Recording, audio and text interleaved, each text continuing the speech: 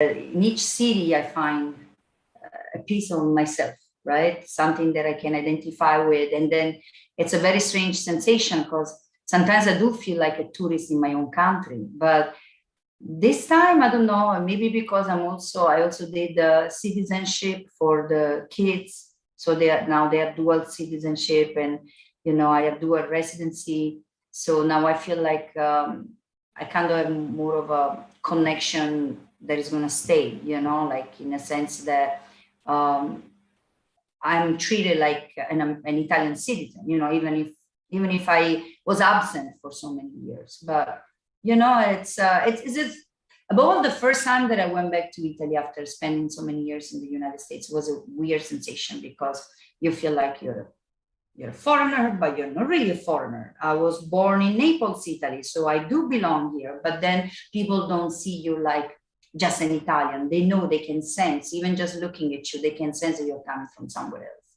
It's very strange. When did you leave? I left in 1998, so a long time ago. Yeah, it was very, yeah. You had grown up there, right? I mean, you were.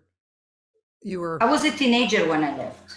So I had to make my way. I had to start from zero because when I was in Italy, I was already singing also for RCA in Milan, and doing big projects, and singing also. I was doing tours since the age of 14, so I started very early, and therefore by the time that I left, I was really kind of like more mature than the average teenager, would be.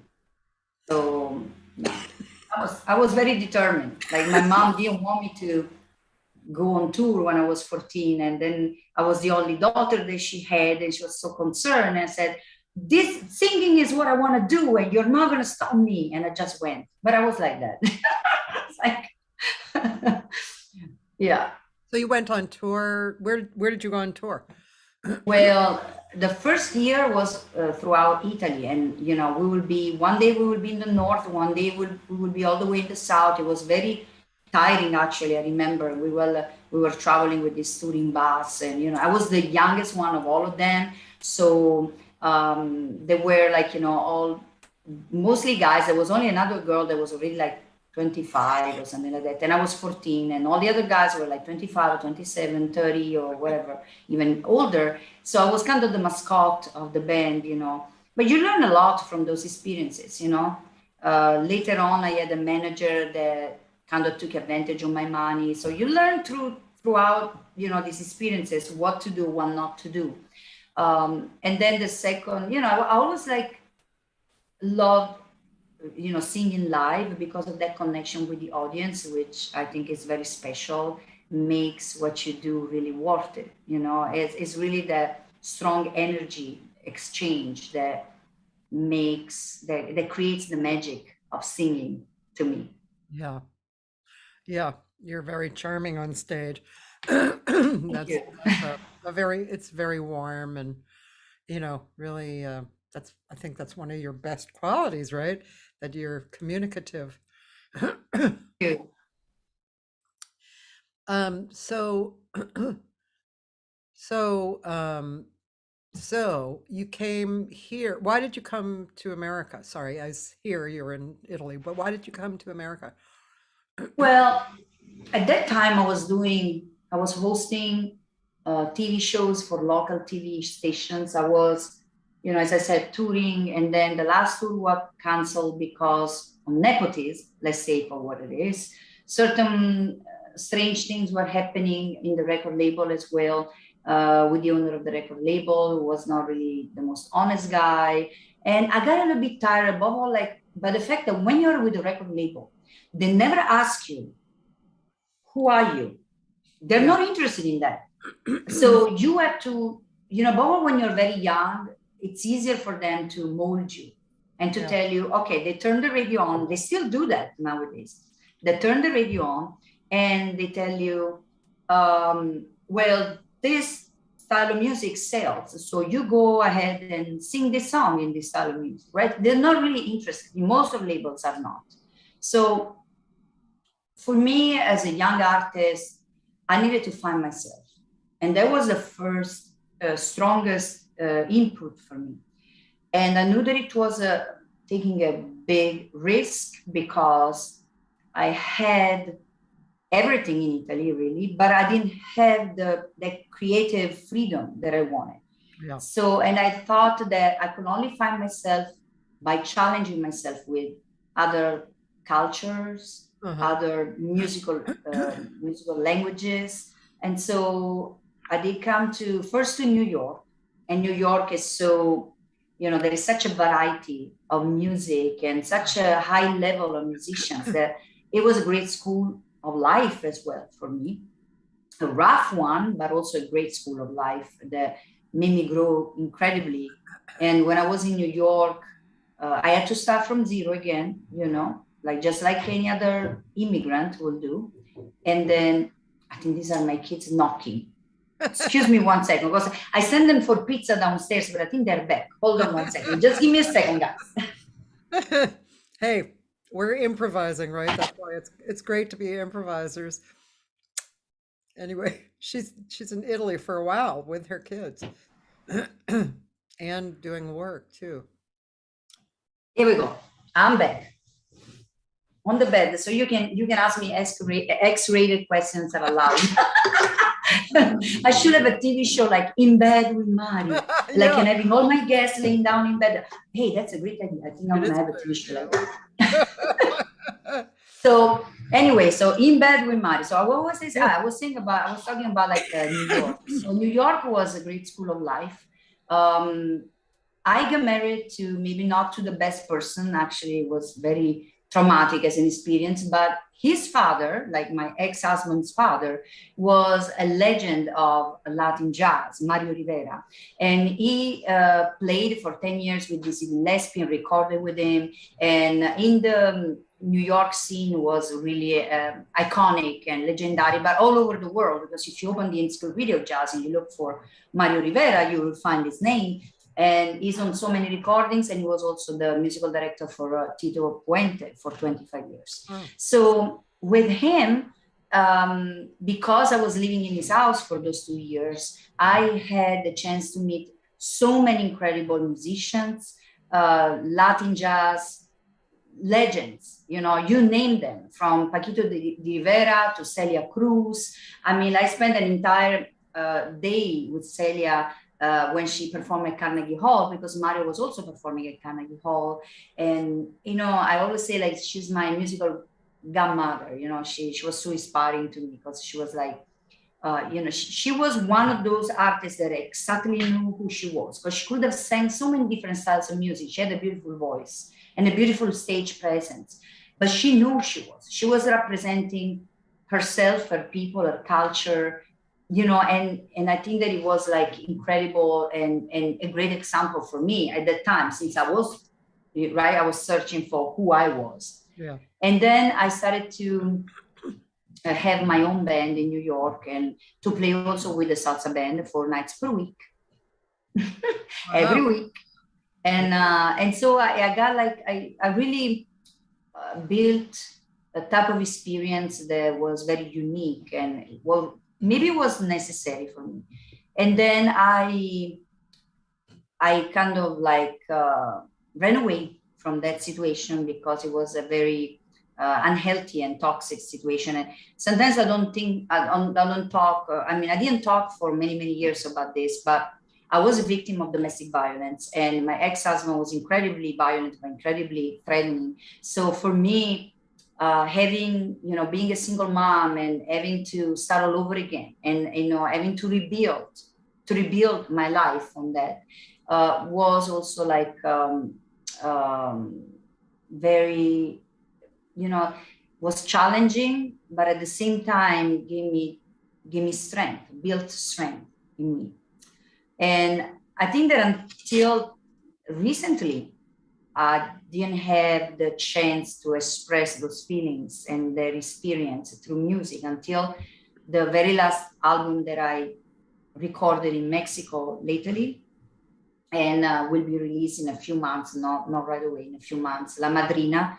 With La Madrina, believe it or not, because it comes from a legacy of banda music and feminism, you know, with artists like Jenny Rivera, for instance, that is very inspirational to me for obvious reasons. And until this latest album, I never really expressed that side of me and that aspect of my life and my past, because I kind of like erase it, right? I like to, for people to see me as a very positive person, and, you know, but that positivity and that strength comes from a past that was heavy. Yeah. And I think that, you know, that's when you start really knowing who you are under other points of view, from another perspective, a human perspective, you know, how strong can you be? Yeah. How much can you rebuild? How much can you start all over again? How much can you raise your kids by yourself? How much can you raise your kids by yourself with no family in a foreign country? Yeah. That is not necessarily where people are not necessarily all the time nice to immigrants. That's another point as well, because, you know, above all, I never felt it too much, but in the most recent years, above all when Trump was running for president, I started to, and I'm not going into politics, but I started to have some experiences where people were kind of like very rude to me because they could hear an accent and they knew that I was not born in the US, although I'm a US citizen and I have a US passport, but that was not enough for them, you know, obviously. Yeah. So, yeah. So that's when I wrote Corazon Immigrante, my song. Wow. Yeah. Corazon, my heart. Immigrant heart. Immigrant heart. Oh, what a beautiful title. Yeah. And the song says exactly that, you know, like if I speak with an accent, I do not think with an accent. So, you know, and talks about all the sacrifices of leaving, you know, whoever you love behind, and the courage to look forward and living between the past and the present, you know, this kind of balance or this kind of life in between. Just like I was telling you, you know, when I come back from Italy, I feel like I'm in between being a tourist and a local. Also, when I'm in the US, I'm living a life in between, right? So, and there is a very famous scholar, Gloria Anzaldúa, actually, who wrote a lot of beautiful books, mostly dedicated to the Chicana experience. But she talks about the living in between, Nepantla. She uses this indigenous word, Nepantla, in between. And she indicates how this space in between is the space where you create the most. So I think that's my creative space, living in between. That's an interesting idea. So can you expand on that a little bit? Because I want to understand that. I want to feel like really get that. So the space in between, are you speaking of, you know, being kind of misplaced and where you're living being the space in between? Is that what that is? It's living in between cultures. Yeah. Because even if I live in the US, I will never be, you know, my lifestyle is not really the same lifestyle of other Americans, right? Like, because each one of us has his own lifestyle, right? Yeah. Because Americans is like, it's a very generic word, you know, there are so many people from so many different places. So if you come to my kitchen, yeah, sure, I can make some, you know, I will have like the typical American Thanksgiving with the turkey and everything. But if you come to my kitchen in a normal day, you know, on a general basis, like you will find Italian food, or Brazilian food, because, you know, marrying a Brazilian is kind of obligatory to learn how to cook Brazilian food as well. So, hi, Leo.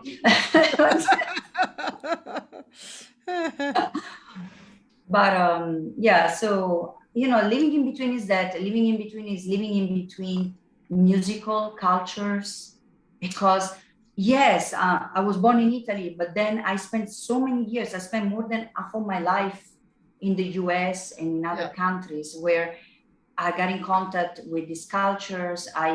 They became mine as well. They influence me. I assimilate. There is this process of assimilation. No, That is excuse me. I get what you're talking about, the space of living in between, but then you actually said something else earlier, like you're creating from that space. I mean, yeah. but you're living, I mean, that's where you exist, right? So that's where you're creating from. So this is your space, your universe, Yes, right? because it's also a space of resistance. Say that again. It's also a space of resistance. Resistance? Yes, against the dominant society, because it's a space where, yes, you take advantage and you kind of make your own the lifestyle that everybody else is living, and in a certain way, like you adapt, you adjust to that. Yes. But you're also maintaining who you are. And as a Latina woman, I maintain who I am. Yeah. Right? No matter whether I sing Brazilian music, whether I sing Mexican regional music, whether I sing Latin jazz, I maintain who I am. Yeah. That word Latin, the word Latina, is who I am. Yeah. So, there are certain shows that I do on purpose, and sometimes, depending on the audience, I get to do shows completely in Spanish. Even when I speak to the audience, right? Depends on the show, of course. Yeah. Or I get to do shows completely, in Portuguese, right? And it's kind of like, okay, let's create this little space of resistance against this machine, which is the record industry as well, that is kind of standardizing what people are supposed to listen. Yeah. But, you turn the radio on. I mean, it's pretty much the same music, the same songs on rotation over and over again, right? Yeah. And you wonder, it's like, is it because nobody else is creating something different? No, a lot of people are creating. Independent artists are so talented. I see it also in the Grammy community. And by the way, if anybody from the Grammy community is watching, hi guys.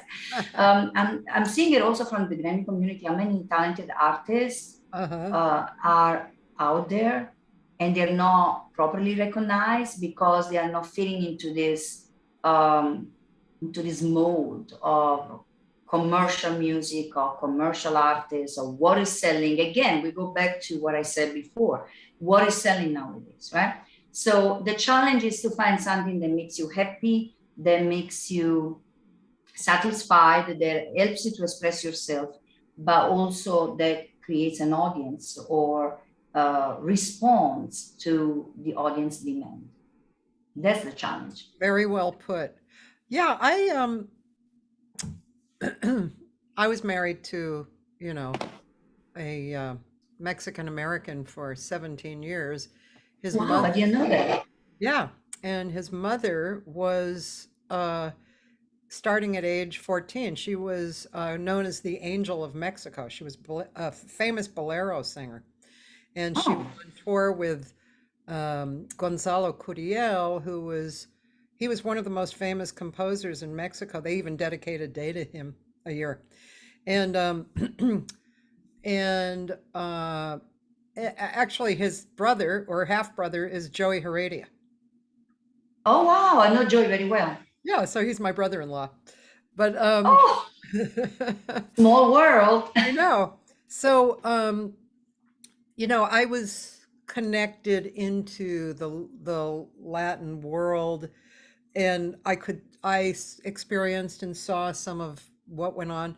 And I mean, let's see, where do I start on this? But I actually felt that Latinos were less represented in like, especially in the world, including the entertainment world, but in our awareness, less represented than even blacks. I thought. I mean, I see now there's a difference. Like when I saw what's the movie In the Heights or Yes. when I saw that movie, I was so thrilled. What a great movie. It's like so beautiful on a personal level and a musical level and professional. I was thrilled. I just thought this is a great representation of the Latin culture, you know. So excited about that. So I and again, I mean, I want to see human freedom. I want to see, of course, every culture deserves its own, notoriety and acknowledgement, but also just human freedom where we can all be together. And you're actually living that, so that's that's really good. You're living in America. You're married to a Brazilian. You're bringing your kids up in America. You're Italian. I mean, you speak all these languages, so you're doing very well for the human for the human consciousness. See, I don't believe that we should be defined by geographical boundaries. Yeah. I don't believe that we should be defined like that. I think that those are, those are political boundaries as well, and they should, it's very reductive of the human spirit. And music instead expands those boundaries, right? When somebody sings or somebody plays a beautiful song, and there are people in the audience that they're from everywhere, right? Like they all understand the music and the feeling of it, even if they may not understand the words, but they are connecting to each other and they're connecting to the artist through that. Yeah. So I think that it's very important to do that, and it's very important to think about music as a very flexible and inclusive. Above all, like coming from jazz, right? You're a jazz singer. I have a BA in jazz. So, I mean, to me, it's like, sorry, sometimes you see my kids That's okay. in the background on the window. No, don't take that. It doesn't matter. Don't take that, please.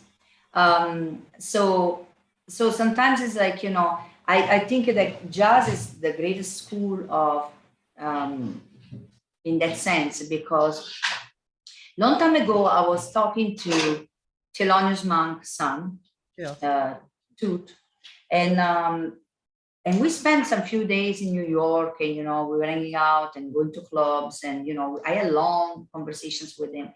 And, being the son of such a genius and a great musician himself, he was telling me, you know what, you don't have to be like anybody else. You're a jazz singer, fine. It's like, but your way of scouting, for instance, will not be the same way of scouting of a singer from Japan.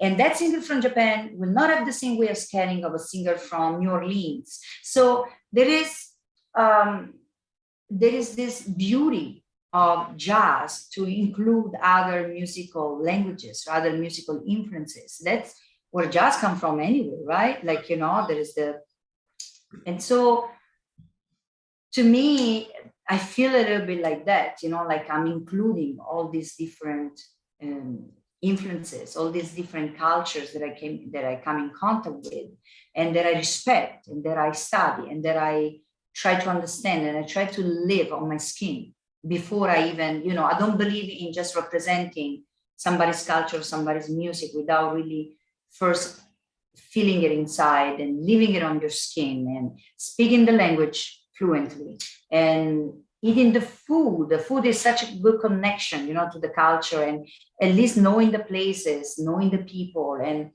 really, I don't occupy, for instance, in this last album that I'm producing, La Madrina, I did it in Mexico with Pedro Iniguez, which I hope is watching. Hi, Pedro, if you are. And it features amazing banda musicians, and Bruno Danza is the composer of the famous hit song Mírame and many other hit songs, right? And he gave me 3 songs on this album, and he's an amazing friend and an amazing Billboard awarded composer. He's really top of the top for that style of music. And I would say that I'm not, for that album, I'm not occupying the space of a Mexican singer, because that's not who I am. I'm occupying an international space where I'm telling people Mexican music is so beautiful that is for everybody, that everybody can appreciate it, that, you know, that if you really have those feelings that those songs are expressing, because in Mexican music, it's a little bit like Napolitan music. I was born in Napoli, so there is always that kind of depth and almost a little bit of sadness, very similar to Brazilian music too, that there is saudade, you know, this feeling of longing. And so there is a little sad element, even when you sing something that is supposed to be festive, right? There is always that depth to it. And so these type of music styles really attacked me. And there are many ways to express my Latinidad, right? And without like expecting to be received as a Mexican or as a Brazilian, but just occupying that in-between space that I was telling you about, and making and sending the message, look, music expands these boundaries that the politicians are trying to restrict. These walls that they are trying to build, we're bringing them down. And so I'm representing in my own little way, you know, those infinite possibilities. Yeah, I'm just making note. Yeah, that's it's yeah, I love what you said. That's really good. And that is a way it's a way to connect everybody too, to sing the different music from different countries and share that. It's beautiful. It's a great thing to do. And if you think about it, like there are other singers, like there is Laura Pausini, who is Italian, who is huge in Mexico. It's huge in Latin America. There are singers like Chavela Vargas, who was not Mexican, who became an iconic Mexican singer of Mexican music. There are singers, you know, like there is Rocío Dúrcal, who was from Spain, who became the #1 mariachi singer in Mexico. So Mexican music and the Mexican audience are very open to those possibilities. And that's what makes them really special in my heart. Yeah, it's beautiful. Oh, and my son is reminding me, Luis Miguel too. He was not born in Mexico. He was born, although he was the soul of Mexico, El Sol de Mexico, the son of Mexico. He was born in Puerto Rico from an Italian mother and a Spanish dad. Look at that. There you go. So those geographic boundaries don't matter. Like, you know, what it matters is really the heart that you put in the music and the way that you connect to the people that you are addressing. Yeah. Yeah. It's great.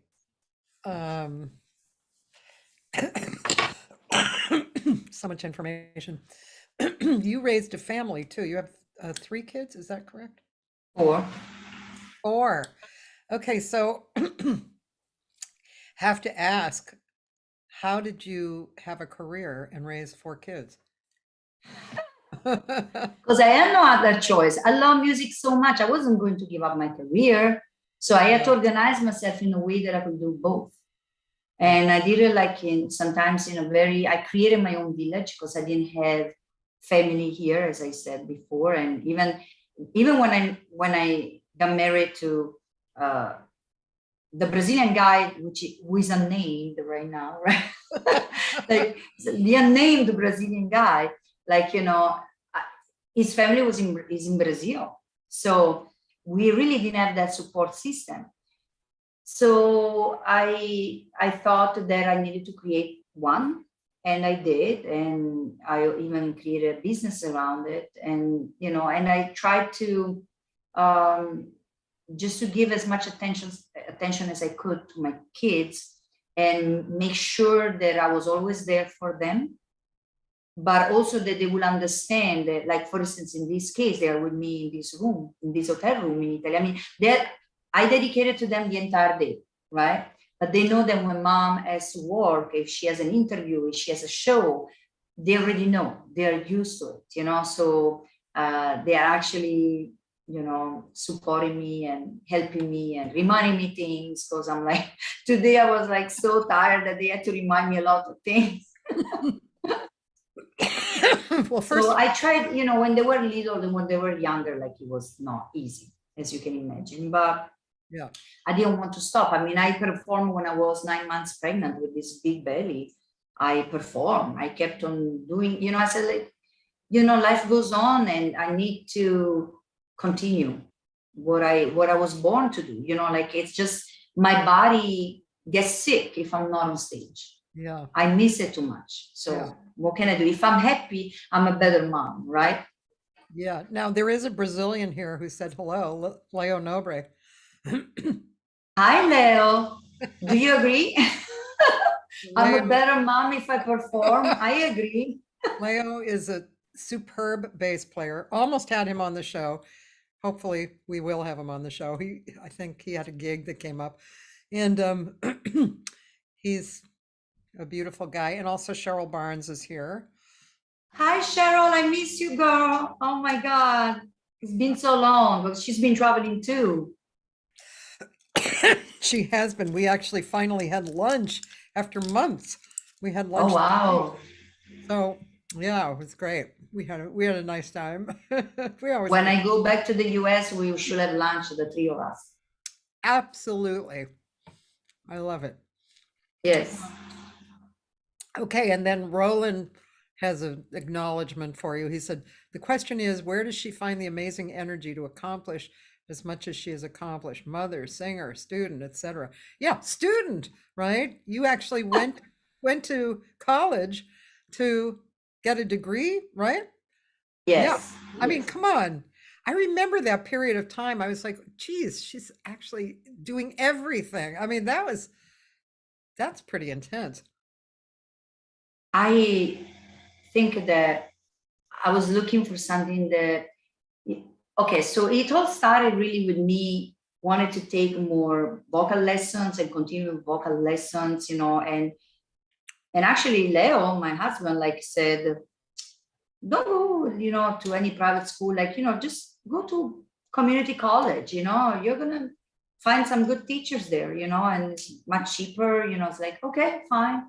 So at the time I had just moved to Los Angeles, and then I started to like the classes, not only vocal lessons, but also music theory, or, you know, there was like English classes, and I started to feel so enriched by that type of experience that I said, well, maybe I'm not going to just take one class or two. Maybe I'm going to finish this AA, you know, associate degree in college and see what happens, you know. And then I ended up taking two AAs, and I was valedictorian at the college, and I applied to transfer in to university. And I said, you know what, since I'm here, I'm going to finish this. That's how I am. You know, it's like, I think that is my personality, that I have to keep busy. You know, all this energy, I have to keep busy. I have to do things that make me happy, that I think they're right for me, and they enrich me. They make me, maybe they make me a better human being as well. Because, you know, if you know more and if you study, I mean, I'm not saying that that's the only way. Going to school is not the only way to acquire knowledge, but that was my way at that time, and it still is in a certain way, because I'm finishing my PhD now. So I'm just in the last year, you know, I have to finish my research and write my dissertation, but I'm pretty much done. And Oh, really? so, yeah. And so so I took a BA at UCLA, and then I transferred, and then I was accepted into the African American Studies department, where I took my master's degree there. And then I said, you know, what do I do? You know, let's take a PhD too. You know, we are dancing, let's keep on dancing, you know, like they say. It's like, you know, I'm gonna dance. And so I started that too, and I said, I don't know. Well, then I started to like it a lot, and I finished it, and I can't believe it that I finished all the classes and I passed my exams. My exams were very demanding, because the exams for a PhD in my department, you know, you have like 1 week to write 3 long essays, very complicated questions. And so you had to prepare And each essay has to have at least like 150 scholarly sources. So it's a lot of books and articles and things. So you have to prepare months ahead, you know, with all the sources. I did a very thorough research on that and bibliographies and stuff. So, you know, right now I'm on that journey as well, but I mean, it's almost done. I mean, I think it's the last step. That, tell you the truth, now that I'm not in class anymore, like it's a little bit harder to focus on school than before, because, you know, in class, you know, you're structured, but my advisor says that everybody feels the same. So I kind of feel like, oh, you know, I'm so focused on my singing career and other things. I'm like, okay, then that is cool. Like, but I should be more. But so I'm trying to juggle that too. Yes. And then now also, I hope you don't mind me bringing this up. I don't think you will, but you also had cancer somewhere along the way too, right? Yes, I had colon cancer 6 years ago now. Yes. And And that was added in to everything you were doing. I mean, I just vaguely remember because we didn't know each other all that well, but I remember knowing that you were exhausted during that time, and you know, people were really concerned for you, and that you were like you are, very strong and forward motion, and like, yeah, you're not going to kick me down. but you know, that really taught me that we're in the hands of God. You know, is nobody knows, nobody has control. We think that we're so much in control of our lives, Yeah. and we're really not.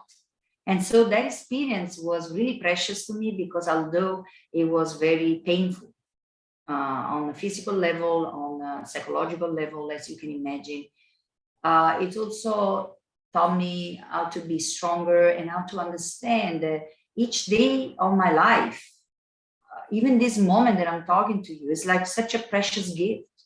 Because, you know, nobody knows what can happen tomorrow. And so I remember my oncologist, Dr. Baker, that now is not with us anymore, unfortunately. Look at the coincidence. He cured me, but he's the one who passed away like a year ago. Yeah. So, and that was very tough for me, because he was very, you know, he was a great doctor and I loved him dearly. But, you know, I remember him, you know, while I was having chemo, telling me like, so we all die, now what? Yeah. You know, and I was like, well, we make the best out of our life. And that's why I want to live life to the fullest. And that's my plan. Living life to the fullest, doing all the things that I want to do. And, you know, and as again, if, you know, while I was going through cancer, and I know there is no merit to whether in making it out of it or not, because it's really whether it's your time or not, but you can help yourself with a positive attitude. And doctors agree that that is important. What I did, once again, as I told you, like, if I don't perform, my body hurts, right? It's just like such an urge that I have inside that I cannot live without it. And so even when I was doing chemotherapy, I was doing shows. I will do chemotherapy, and 2-3 days later, I will do a 4-hour show. So now my body will be exhausted, because you can imagine, right? And then, but my spirit will become so strong because of all this energy. And I always thought like, wow, I never sang this good, you know, like as in these moments, you know, because every note had this special magic to it. You know, I'm here and I can still sing and I feel my voice and people are here to listen to me, and I could feel the love. I could feel the love of my colleagues. And actually, I would like to take this chance, you know, to thank all the people, all the singers, producers, people from the Grammy community, people outside of the Grammy community, just simply people who follow me on Facebook or Instagram, you know, for all the support that they always gave me, also throughout that period. So, you know, I'm here and I'm happy to be here, and music helped me to be here. And I guess there is a reason why I'm here. So I'm trying to make it a good reason. I'm trying to find a meaning, you know, not in my life, because life has meaning in itself, but to find a meaning for what I do as an artist. Michael Jackson said once, is not about living forever, because nobody lives forever, but it's about leaving something that will. And that's I was, today I went to the Uffizi gallery, and there are these beautiful paintings of Botticelli, of, of all these amazing Michelangelo, Leonardo, all these amazing painters. And then you look at their paintings and the great genius behind those paintings. You think about the strokes of paint, against the canvas, and you think, wow, these people, yeah, they lived in 1500, but they're really not gone. Their art made them immortal, right? And so there are two ways to be immortal: through your art, if people recognize you, and 100 years from now, they will still listen to your songs or look at your paintings, and through the love that you give to others. And so the love that you receive, and your family and friends, they will remember you. Because there's an African saying, a man is never dead when he's dead. A man is dead when there is nobody on this planet that says his name anymore. So as long as people say your name and remember you, you're not dead. That's how I see it. Wow, we're really going deep here. I wasn't expecting that. I was expecting those X-rated questions. Come on, Cathy, you can do better than that.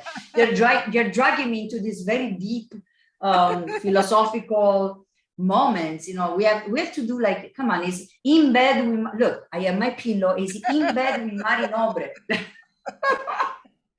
Well, that's saved for my singer's sex book. I've had this idea for years, like, to get all these singers contributing, their experiences over their career, and then, making a book of it. I think it'd be a great seller. Okay, ask me a question that you would ask on the book. Oh, I don't want to, because it'll be too it might be too graphic, and who knows, maybe Leo doesn't know about it. Okay. Although he does say yes, so I don't know. He's saying yes. Okay, let's go for it. Yeah, well, okay. When you were younger, and you were maybe more naive, was there an experience that you could actually say on the air that was you were being whatever, you did not necessarily taken advantage of, because you probably went along willingly, at that point, Oh, now Leo says maybe not. Maybe not that, or maybe not that we should talk about it. She's thinking. She actually wanted me to ask the question, so she's going to see if she can. It's not too X-rated. You're talking about an experience where you feel like uncomfortable with somebody taking advantage of you in this industry, or what? No, now we're just talking about sex. And so, okay, because you opened the door. So something when you were younger that you, in your naivety, whether or not you were taken advantage of, or you didn't feel particularly that way. However, looking back, you thought, I was pretty naive about that. I went along with that program. I would say no, because all the adventures that I was diving in when I was younger, or even nowadays, are all things that I want. Yeah. And I was always very open-minded about things and curious about stuff. So I would say that mostly not. Of course, there is always, like, some instances where maybe, like, you think, yeah, I could have saved that, I could have done, maybe it was not necessary, but maybe everything is necessary, because everything is a lesson, right? And then I think that actually I enjoy every moment and every partner and every sexual situation that I was in. Maybe a couple of times, not that much. Like, sometimes partners are not really at the level.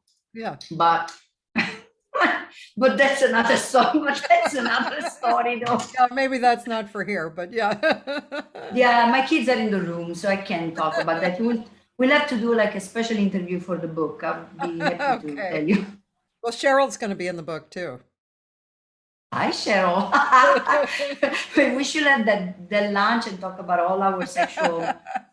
But I totally get what you just said, actually, because that was how I was too. I mean, there were times when I look back and I thought that was a shitty situation, and I kind of wish I hadn't done that, just because it felt kind of shitty. But it made me who I am too, and I was very open, extremely curious and open for many years, and um, yeah, so. Um, I I always felt like I had this feeling like there's this situation that's presenting itself, and should I do it? Yeah, I should do it because I may never get to do this again. That's how I always felt along the way. It was like, yeah, oh, I'm going to do this. And some people would look and go, whoa, that's a little out, man. Why? I can't believe you did that. But it's like, yeah, I did it. And on some level, I enjoyed it. I wanted to do it.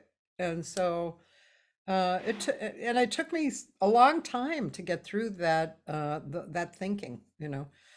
I think that there is always a reason in the moment Yeah, why you do certain things. yeah, That same reason may not be valid days later or months later, so years later, yes, but doesn't mean that the reason was not valid at the moment. yeah. So yeah, absolutely. I mean, I think that sex, food, and music are the three greatest things in the world. And I love you that. guys put your headphones on. I know, really, sex, food, and music. I love that. That's definitely that And could they be are connected to each the other. name of the book. Sex, food, and music. They are connected to each other. Yeah, Think about it. yeah, Because usually sex and food, and there is this sensual pleasure in food as well, right? There is, for instance, I always say there are some restaurants. I went to this place, Il Campano, Trattoria Il Campano in Pisa. That had all this typical food from Tuscany. I went there like yesterday was, yeah. And we had such an amazing, amazing dinner that was like really stimulating all the senses. There is yeah, another restaurant actually in LA, there is a French restaurant where I always told everybody, it's like, oh, it's like an orgasmic, yeah, it's not just good food, it's an orgasmic like yeah, experience. So there is always that relationship between food and sex, right? Besides, that they can happen at the same time, as well in some situations, but I didn't say that. But but besides that, like I think that, and then music, because so many songs are inspired by sexual experiences, love music can be stories, and so orgasmic. Anyway, I had an experience the other night watching John DeVerse's small band. The the way he approaches rhythm, especially, I mean, harmonically, he's a genius, and every player in there was great. And it was, but his rhythm, which is a signature for him, he hardly ever goes on the downbeat in his writing, and everybody plays like that. And then when they do go on the downbeat, it's orgasmic. It's just the rhythm is so amazing. And I wanted to mention, remember that book, what it was, chocolate, like chocolate, or like Water for the Chocolate. yeah, that was food and sex, right? And I love spirituality. it. That was such a great, See, we are here. See, we are here. yeah. That was Absolutely. amazing. Um, Yeah, yeah, yeah.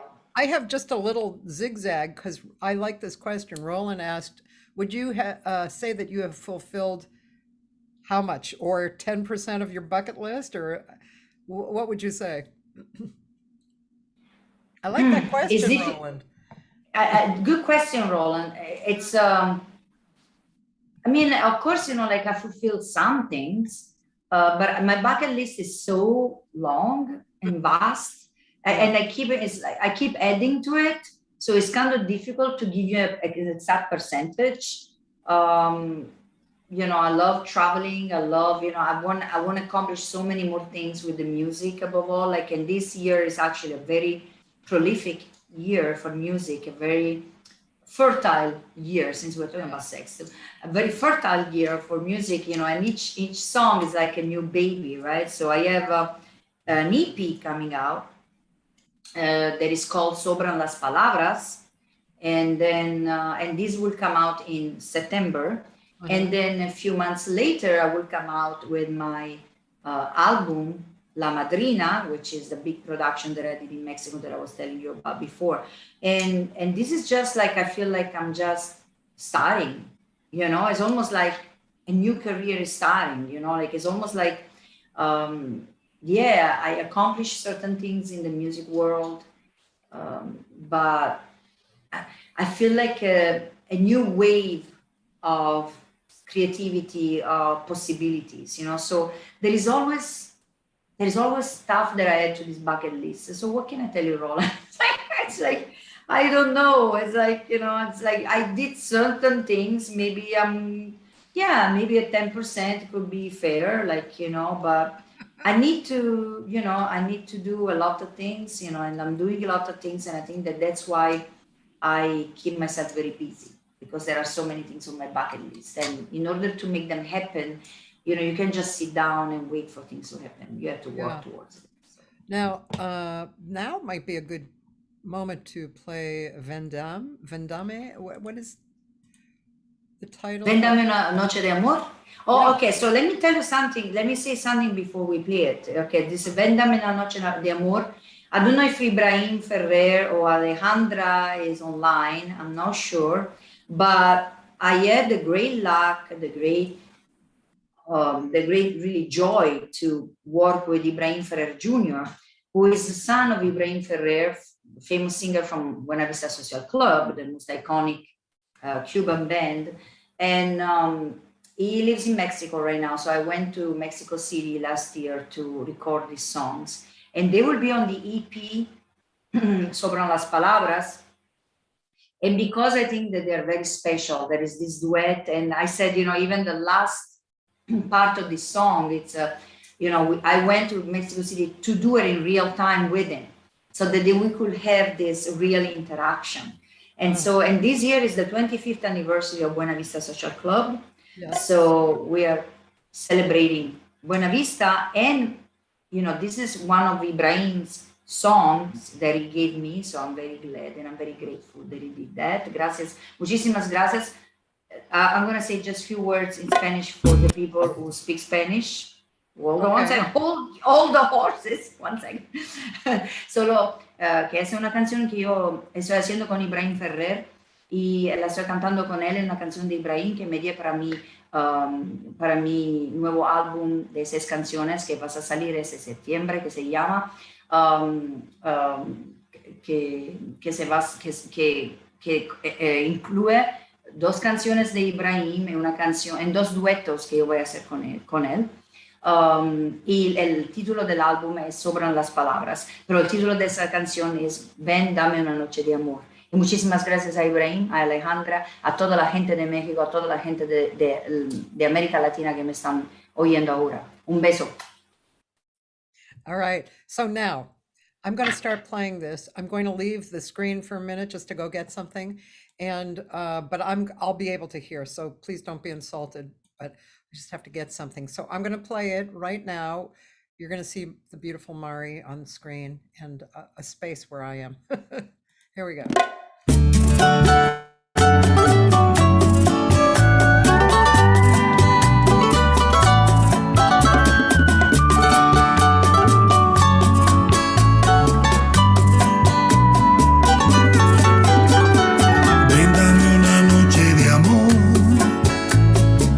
Que esta no sea la primera, mira que la vida no espera y verás que estarás mejor. Bríndame una noche de amor y así aprenderemos amando, viviendo este eterno momento de caricias y de pasión. Déjame estar dentro de ti para hacerte feliz y sentirte así tan mía. Tendremos una noche sin fin y verás que al final volverás a ser mía.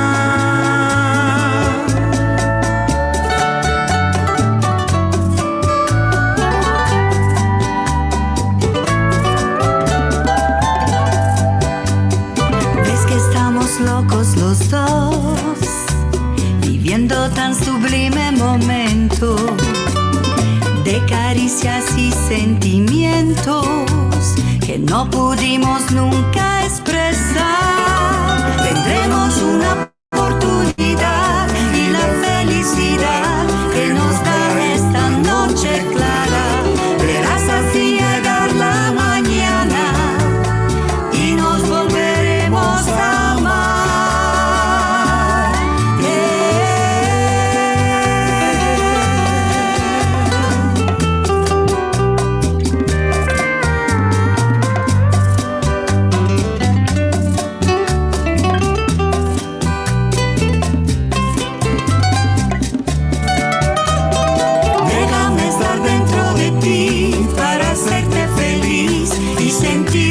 Así tan mío, tendremos una noche sin fin y verás que al final volverás a ser mío.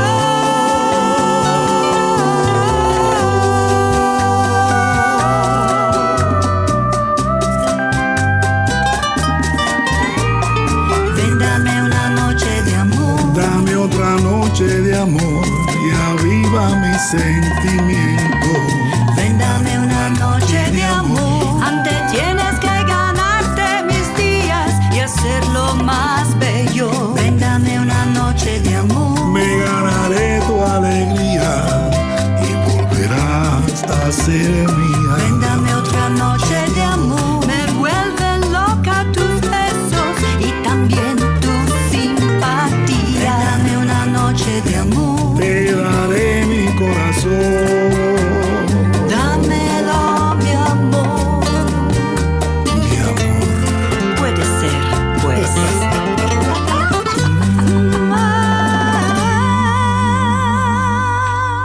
Beautiful. So, Thank you.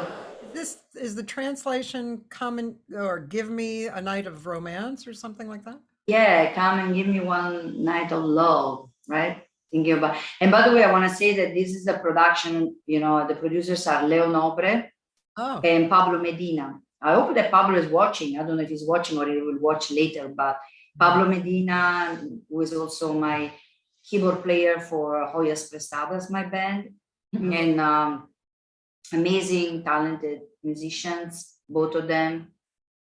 Both Leo and Pablo worked together on this production, and they did such an awesome job, I think. I know Leo it was about to start a rehearsal, so he's going to watch the rest in the archive. But Alice Malindi is here. Hi, Linda. She's my neighbor. It's so funny. Oh, she said hello. Yeah. So, yeah, I wanted to just let you know about that. That was really beautiful. Very beautiful. Thank you. Yeah. Thank you. I think that these duets are very special. That's why I gave you these songs, you know. And by the way, I want to specify, nobody has heard this music but me and the producers and, of course, Ibrahim, because it's music that is not released yet, and it will be released in September, you know, again, Sobran las Palabras, this EP that is going to come out in September. But You said, yeah, it's very exciting.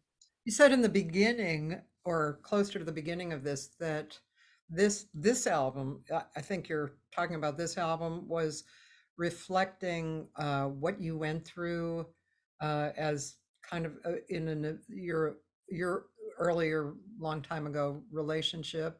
Was that correct? No, this album is also in a certain ways an autobiography, like in music terms, but not of that aspect of my life. The album that reflects that is the album after this one that will come out possibly in 6 months from now, called La Madrina. Oh, I see. that I produce in Mexico. It's it's a different style of music, and very raw and very direct, as a message.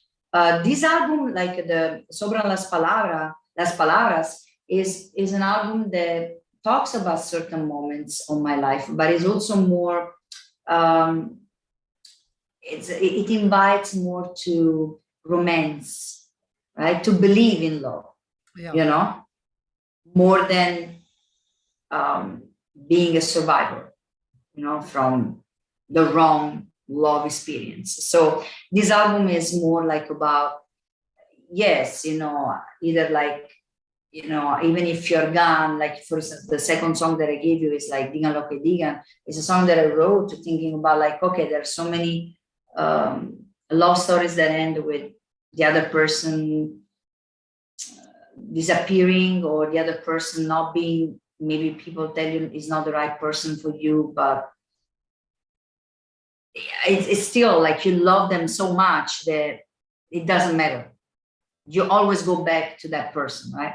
And in Vendame una noche de amor, that's this duet, this kind of like flirtatious duet, where the two people are kind of like inviting each other, and and saying, towards the end I say like, it's like, oh, my love, he says to me. And Selena was like, oh, it could be.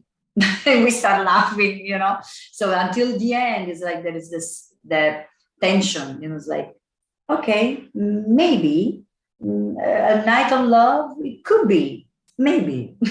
Like, so it's kind of more playful and more, it's more about the happier side of love, or the longing for love, but in a different way. It has a different perspective, this one. And actually, in Sobran las Palabras, that is not one of the songs that we're going to listen to today, because it's still like in the mixing and mastering stage. But that song is very powerful, but also is like, it's like, there are not enough words to tell you what I feel for you. It's really this explosion of love, right? So it's kind of a celebration of love, this EP. Versus La Madrina, it's a celebration of women and survivors, and a celebration of women who know how to rebuild themselves, just like I did. Nice. It's each album, as is a chapter. I understand. Yeah. I'm curious, going back to like at the various times of your life when you've had so much on your plate at once. How do you schedule your time? What leads you? Obviously, like if you had some kind of school thing that had to get done, that might be first on your list. But then your kids are probably first on your list too, and your husband even might be. So how do you schedule your time? How do you do that? How do you think about that? There are certain days where you can schedule things in more on in a regular schedule, like, okay, from this time to this time, I'm going to help the kids with this. And then from this time to this time, I'm going to do my homework. And then from this time to this time, I'm going to do a rehearsal. I don't know, things like that.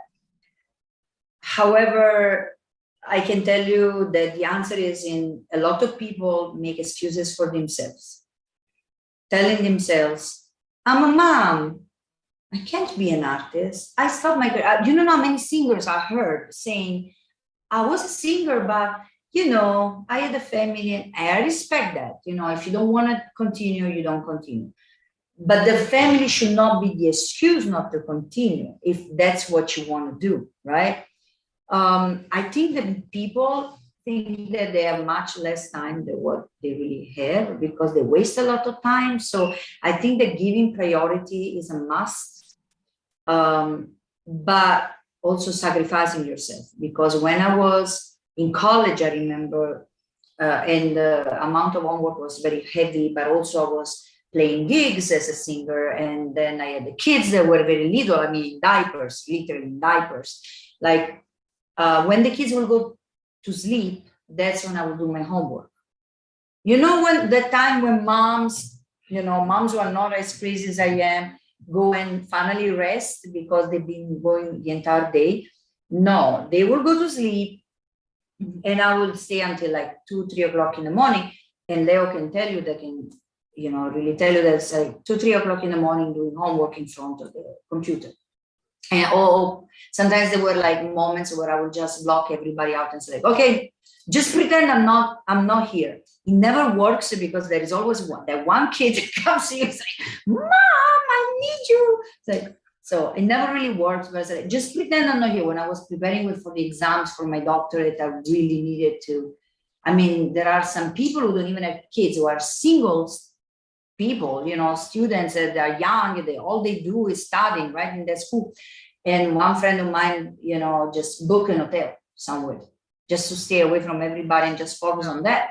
So I said, I'm here in this room, just pretend I'm not here.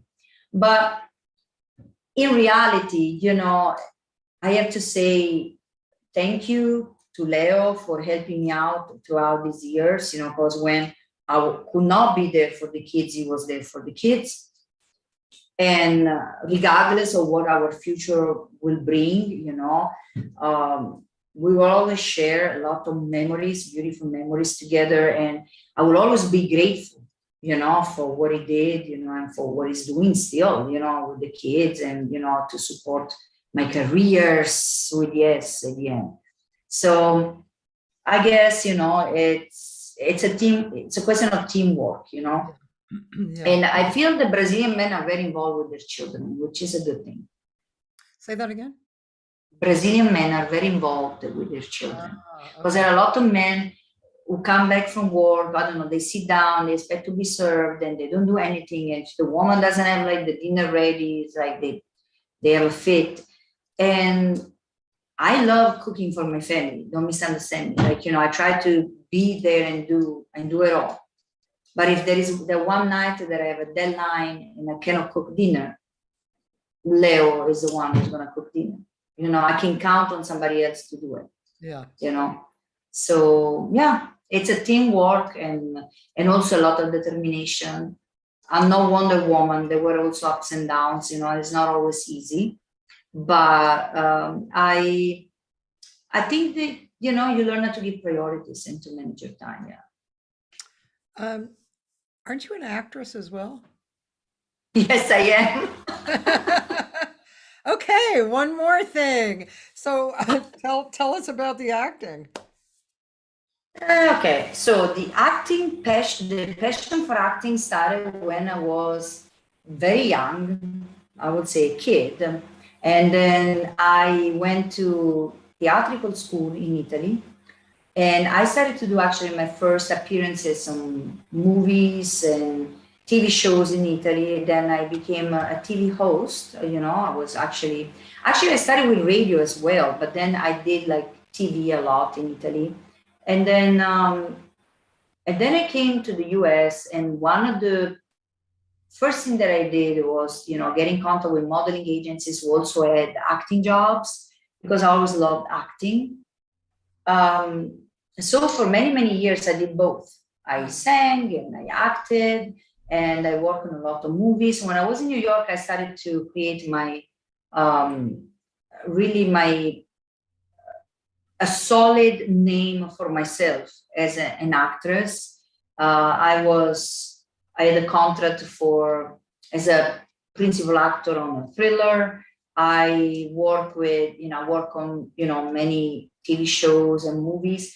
And then when I moved to Los Angeles, actually, believe it or not, where everybody moves to become an actor, right? I had just met my husband, Leo, and I was kind of like disappointed by the scene, the Hollywood scene, because there was a lot of like those parties who were not really, it's either like you have a relationship with somebody or you go to those parties pretty much, it's like a lot of people were like at the, and they typecasting me a lot, So I took a leave of absence, although I'm a SAG actress and everything. And Leo also told me, like, either you do acting or you do singing, which I always believe that you can do all of it. But he said, like, for many years you did both. Why don't you focus on one thing and then the other will come? And actually, in this case, he was right. I hate when he's right. I hate to tell him you're right. But in that case, he was right because I stopped acting in a certain way, and I focused on the singing, and I built my name, as this Latin jazz singer, and then somebody that I called for one of my music videos had a connection. His wife was working on a reality show actually, and they were looking for somebody just like me. And so I was called for Lifetime TV, which is a major TV channel, for Little Women LA, which was a reality show. And I was the vocal coach for Jasmine, one of the Little Women. And it was a great experience because they called me for 2 seasons in a row. It was a show that had millions of viewers. So I was actually very cool. One day I was in the car with my son, and there was a lady with a daughter, and the daughter goes like, "That's the lady from Little Women." I'm like, I can't believe that she remembers that. And then, and then I did also a reality show for RIIA, which is the Italian national TV, where they call me, and Leo actually participated in that too. They call me as an Italian who has been abroad for so many years, to come back to Italy. And it was kind of like a trip through memories and new cities, the cities that tourists usually do not visit necessarily. But they are beautiful. And also there were like some games and some, it was a challenge. And then we went all the way to where my mom lived. And so finally, there was this scene at the end where she's expecting me at the train station, like in Casablanca, which is the Casablanca of reality shows. But it was really fun. I love working on reality shows. And I know that some people think, but it's true that certain situations may be scripted to a certain degree. Like, they tell you, okay, this is what is going to happen now. It's like, but your reactions and what you say is not scripted. So that's the beauty of it. It's really all improvised. So I went back to acting. Somehow I went back to acting, right? And I'm open to act, like if anybody needs an actress with a crazy head and an accent and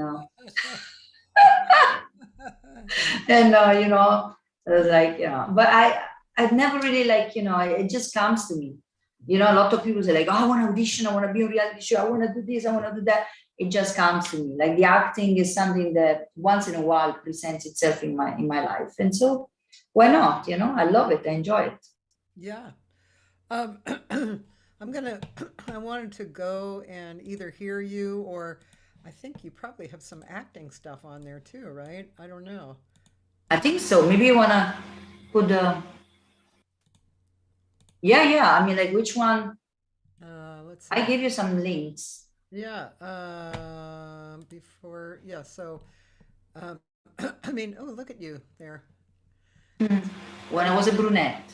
Yeah. And here is Mari and Leo at the jazz series that I booked for 2.5 years, downtown LA. That was nice. And I'm just look at you guys. Oh, see this one, this one is the reality show that I did in Italy with Leo. Now, I don't know how many people will actually understand the language, but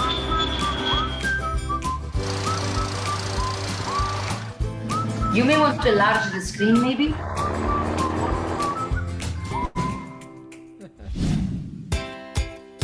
Mari ha lasciato l'Italia 17 anni fa per inseguire il suo sogno, diventare una cantante. Mari left Italy 17 years ago to follow her dream. What did you say? Un musicista brasiliano che non è mai What stato did you in say, Italia. Mari? I'm translating for you.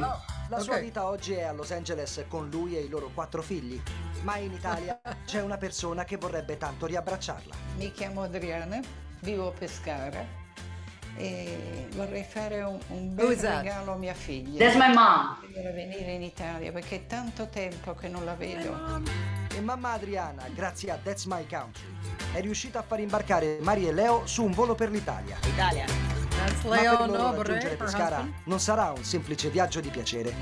Questo viaggio si presenta pieno di You may want indizi. to forward it a little bit so that they show some scenes of us in Italy. Say that again, forward. You can forward a little bit so you can see some scenes of us in Italy.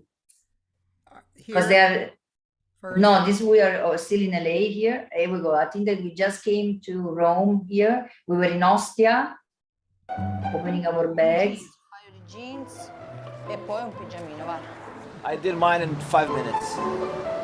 5 minuti per The me. luggage. 3-4 ore. Pensavi che mia madre fosse buona, hai visto? No, gli ha cambiato di idea. Cambiato subito. idea. Adesso Mari e Leo sono soli con i loro zaini. Guarda, è pesata perché that's very heavy. Non possono fare altro che trovare il primo indizio per proseguire il viaggio. L'indizio diceva vicino al mare, qualcosa vicino al mare. Cerchiamole anche presto perché questo zaino è pesante. I just want to know, are you speaking in Italian there? Yes, So Leo understands Yes, Italian as qui. well? yes, he does, he does. Vicino al mare, vediamo giù che ci sta. Here is in Ostia, but we went to beautiful places throughout this reality show. Moving forward a little bit, I want to show you a place that is on a lake. Okay. More, more, more. Keep moving, keep moving, keep moving. Here it is, it is. No, go back, go back, go back, go back, go back, back, back, back, back. Here? Yeah, look how beautiful. In America apprezzo tanto le opportunità che ci offre Gorgeous. ed è una città tanto stimolante, Los Angeles, però forse è troppo stimolante a volte, sai, non c'è mai il momento in cui tu ti rilassi, non c'è mai un momento come l'abbiamo vissuto a Castel Gandolfo dove, sai, c'è anche un momento di pace o vedi delle piazzette, degli angolini dove magari passano 2 persone in 10 minuti, non ci sono quelle cose così. Nonostante Leo e Mari siano stati catapultati in questa insolita avventura appena scesi da un volo intercontinentale e ancora storditi dal jet lag, non possono fare altro che restare incantati dalla bellezza del panorama. Una meraviglia che li aiuta anche a sopportare meglio la stanchezza accumulata. Ragazzi, penso di avervi fatto conoscere questa nostra perla. Sicuramente. Adesso vi devo consegnare questa lettera per la prossima tappa. Però prima di aprirla vorrei fare un giochino con voi, se mi permettete. This was a game that now is asking me questions and we had to answer and whoever wins, wins. Prima di scoprire But- cosa li aspetta nella prossima tappa, Mari e Leo sono chiamati a sfidarsi in un quiz dedicato a Castel Gandolfo. Per il vincitore ci sarà un premio, il perdente invece pagherà una penitenza. Giovanni Paolo II fu fotografato in costume da bagno mentre nuotava nella piscina della residenza papale di Castel Gandolfo. È vero o falso?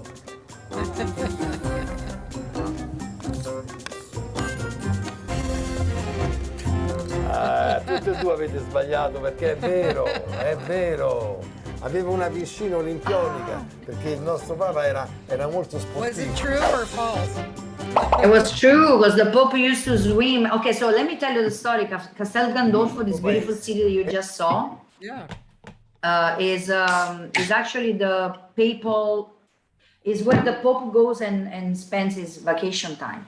Oh, It's a holiday house, holiday place where the Pope goes. Yeah. So Pope John Paul II was photographed in his bathing suit, while he was in the swimming pool of his house in Castel Gandolfo, which is a beautiful place, as you could see. So the purpose of this TV show was to discover and rediscover these places where tourists don't go, because tourists, they always go like Rome, Florence, Venice. There are so many beautiful cities in Italy that they don't know about. So they wanted to promote those cities and then also to have this, cute games and promote also local businesses. Because, for instance, we had a game in Sulmona, which is the city for almond, like the Jordan almonds, the ones, the the almonds covered with sugar, like, and they made them in different flavors. So Sulmona is an amazing city for that. So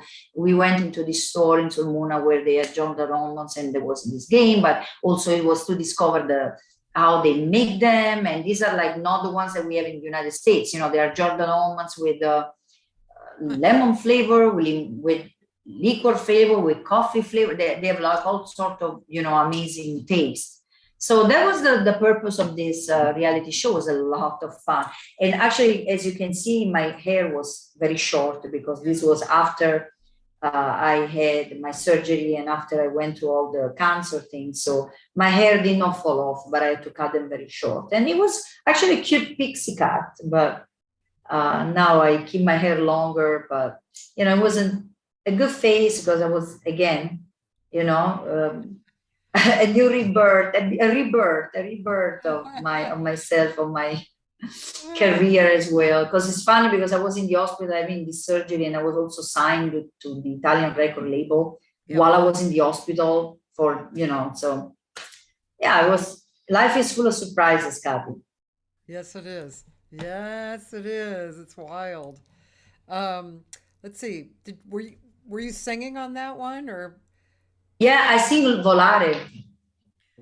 Should I go there, or do you know where it is? Yes, I can find it. Actually, I sing Volare in the city where Madonna's family is from. Oh. And they could not believe that I knew that Madonna was from Pacentro, from her family was from Pacentro, because they did a quiz thinking that they were tricking me. And all of a sudden I go like, okay, so where is, you know, so yeah, Pacentro, we're going to Pacentro. I said, how do you know? I said, well, I grew up, you know, listening to all these pop singers and Madonna in particular. So let me see. Are you, do you sing like midway through? Keep going. No, here we were like in a... This is quite the show. Oh, yeah. Oh, and there are the... Yeah, that's the almonds. Okay, so go before the almonds.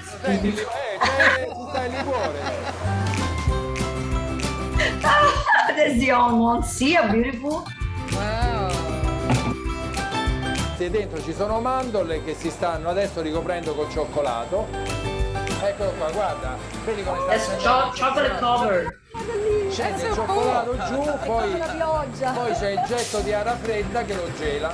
Wow. E poi questo. Mi sento un po' come se fossi nella fabbrica di... That's really cool. So before this, you think? Yes, because I went to Pacentro before that. I think that it was... no. Yeah, keep going. Io mi sto chiedendo che cos'è questa cosa dolce a Sulmona, Sulmona was before Pescara. We went to Pacentro, I think before. Okay, yeah, keep going.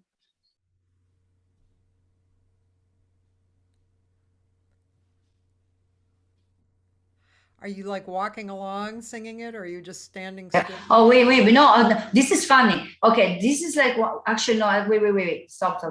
Okay, so in this place, like, they had to give me clues. So everybody was singing a piece of a song, and I had to guess who was the singer. So I had to remember if maybe it's after Sulmona that we went. No, but it should be after this one that we went to Pacentro. Let's see. Io fa lo spellucco, ok? Okay, no, move forward because it's not this. Okay, so now I think it might be a little later on. I don't know, maybe. I mean, we can find you singing. Oh, here we go. Yes, this is Pacentro. This is Madonna's family.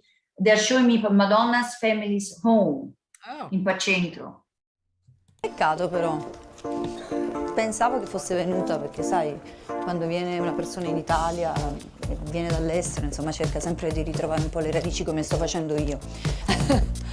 Allora, siamo arrivati. Pastori. Ah, siamo arrivati? Dov'è? Sì, dovete salire su questa gradinata e poi la trovate lì a sinistra. Ok, grazie. Come ti chiami? Gina. Gina, Mari. Un piacere. Grazie Gina. Arrivederci. Ciao. Ok, sulla scala e poi a sinistra. That's, Questa è la casa di Madonna, ok. that's Madonna's family's home. Guarda che c'è! Oh, wow. No! Siamo noi! Da Los Angeles a Centro, Mari e Leo, un concerto mercoledì 26 di ottobre, un evento imperdibile.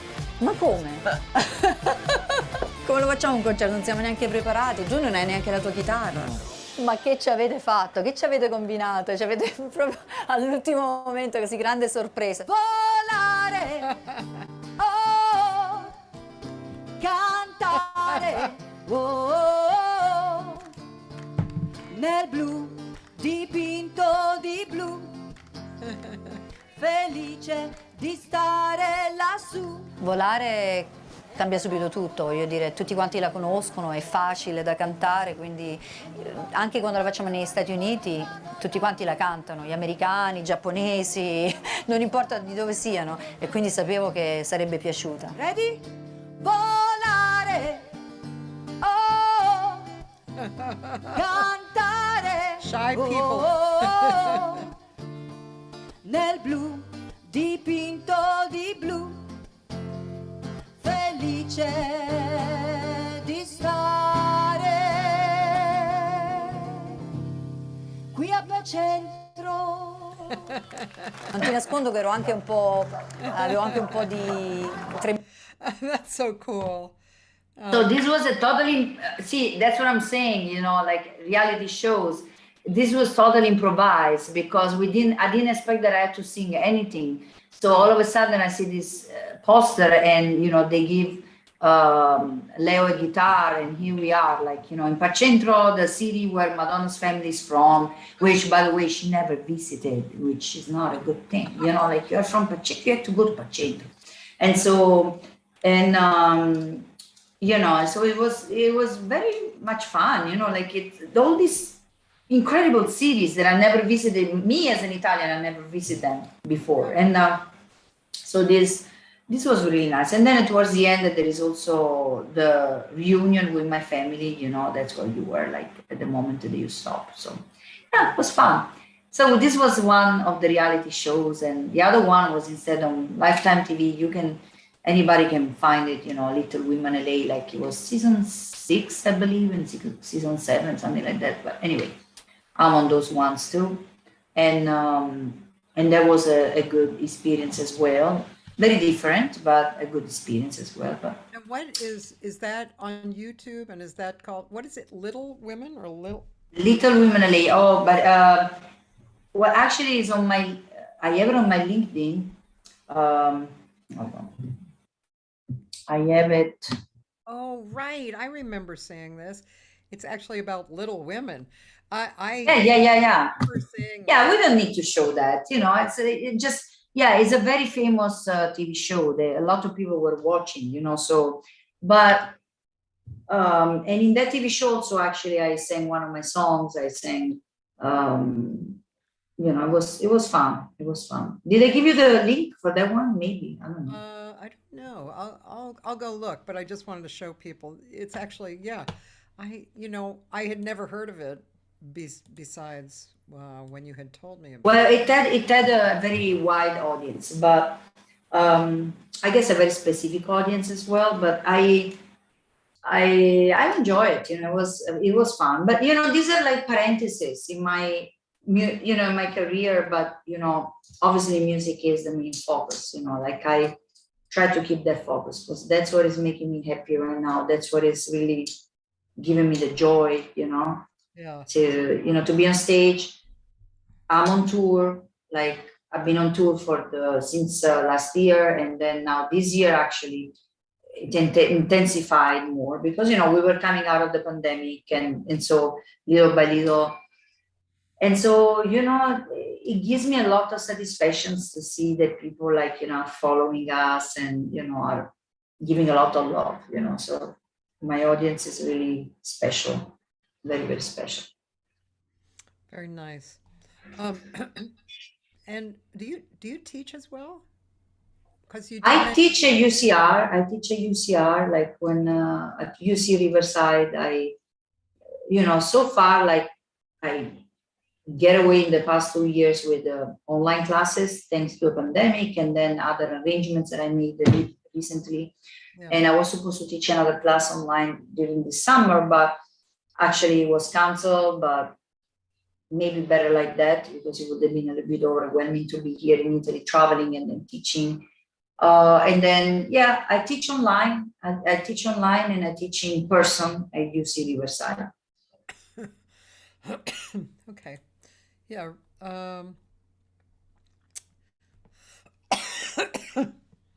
Yeah.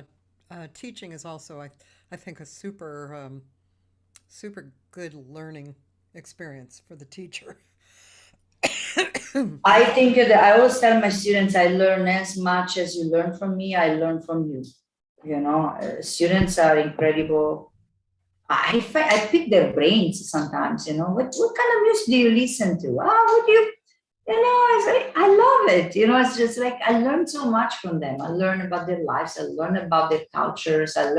It's so important for me to have, you know, students and to interact with them, and to actually, it's like something that, okay, let's open this page together. Let's see what is this music all about. But then we discover it together, and there are people who may be from that specific culture, because I teach ethnomusicology, which is the study of music and society. So some people may be from that culture and then add to it, you know, so it's always a learning experience. Very fun.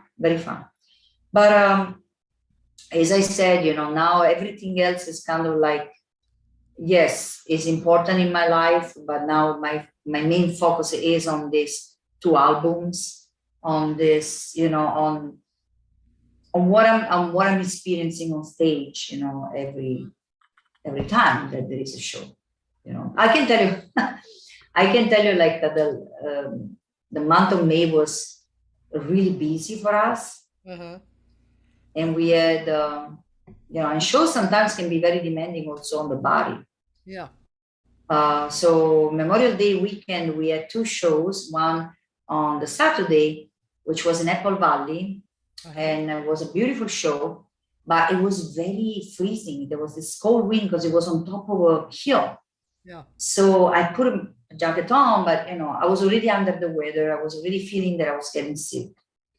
And then the second day, on Sunday, so back to back, I had another show. And mind me, the shows that I'm doing now on tour with Joyas Prestadas, which is a tribute band to Jenny Rivera, like they are like very demanding, and they're like 90 minutes or 2 sets of 45, so they're very long. And on Sunday night, so obviously I was getting sick already, so even worse after the cold wind. We were in India, and I don't know if you remember, on Memorial Day there was a wind advisory and a sandstorm in India. So I was singing with this sand going into my mouth, into my lungs. Like, anyway, so, but it was all worth it. You know, you sacrifice like the you know, like sometimes like that, but the audience was there, and I was actually amazed that we had such an audience in the middle of a sandstorm. Cathy, they came out in the middle of a sandstorm. I love these people. I love them. I just love them. I cannot believe it. You know, and imagine there was an opening act, which I felt bad for the opening act, which was an opening act, also a good one. And they were all like taking repair, because we were at the Fantasy Spring Casino. They were all taking repair inside the casino, waiting for us to come out. And then when we came out, everybody, I was like, oh my God, I can't believe it. It was really cool. Really, really cool. Really, these people that come to my shows are amazing. Are really amazing. Yeah. Do you compose as well? Yes, I compose. And I write a lot of songs. The second song actually that I gave you from the EP is one of my songs, Digan Lo Que Digan. I compose. I'm a composer, a lyricist. Sometimes I work a lot as a lyricist also for other people. But there was a period actually that I was writing a lot of songs. and it's something that I really enjoy doing. I feel that every song that I write is like a new child, right?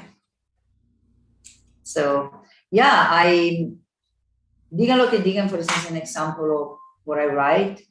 Corazón Inmigrante is one of the songs that I released 4 or 5 years ago, and was a song that I was telling you, it's about my experience as an immigrant that really was pouring out of me, that song, right?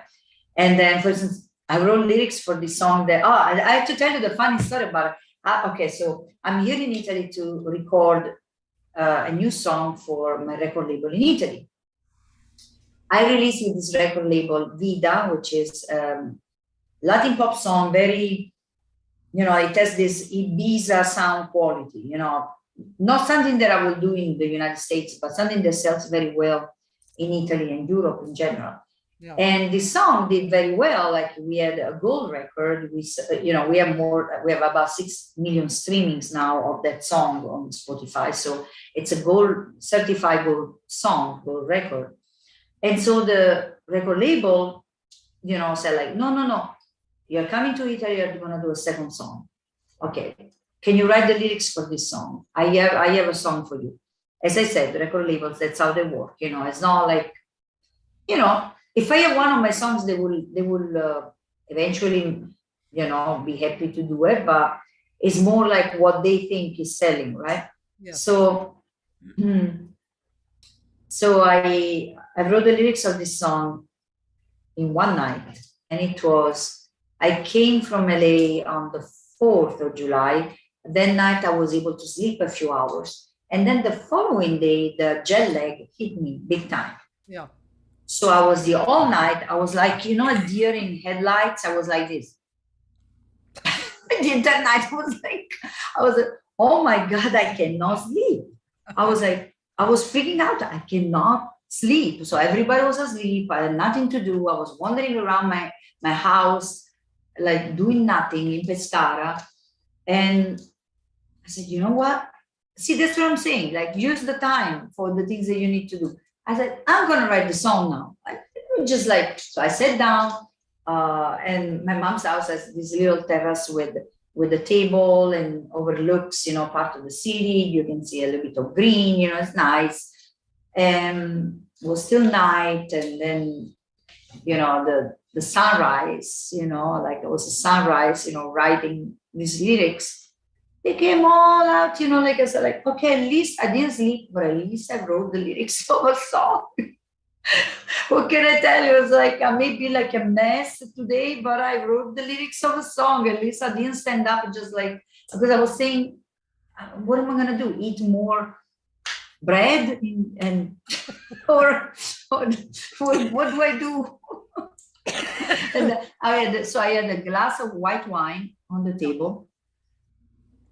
And my song and the sunrise. It was beautiful.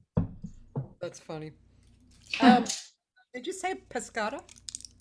Pescara, yes, it's on the Adriatic Sea.